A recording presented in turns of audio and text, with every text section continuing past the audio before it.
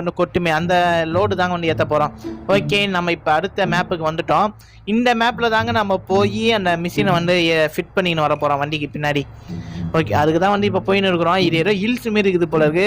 பரவாயில்லப்பா, முன்னாடி இருக்கிற 2 வண்டியோட கம்பேர் பண்ணும் போது இது வந்து ஹில்ஸில் நல்லா பர்ஃபார்மன்ஸ் பண்ணுது. ஆனால் என்ன கொஞ்சம் ஸ்லோ பர்ஃபார்மன்ஸு. மற்றபடி இந்த வண்டியில் வந்து வேறு எதுவும் பிரச்சனை இல்லை. லோடு வைக்கிறதுக்கு முன்னாடி இது இந்த முக்குது. லோடு வச்சிருக்கப்புறம் என்ன வந்து இல்லை, நம்ம எதுக்கு வந்து சேஃப்டிக்கு வந்து அந்த ஸ்பீடு லாக் இருக்கும் பார்த்தீங்களா, அதை ஆன் பண்ணி வச்சுக்கிறது நல்லது. இல்லைன்னா நீங்கள் ஆக்சிடென்ட் தேடி உங்கள் விரல் தான் வந்து தெரியும். ஓகே, அப்பா இறக்கமாக வருது. 190, 100, 103. இந்த வண்டியோட டாப் ஸ்பீடு வந்து நம்ம டெஸ்ட் பண்ணி பார்க்கணும். இதுக்கு முன்னாடி ஓட்டின சின்ன டாட்டாசியில் வந்து நான் 148 என்னமோ ஓட்டினேன். அதுக்கப்புறமாட்டா கிளாஸ் பியில் வந்து 150, 52 வரைக்கும் ஓடிச்சு. இதில் வந்து என்ன ஸ்பீடுன்னு தெரியல.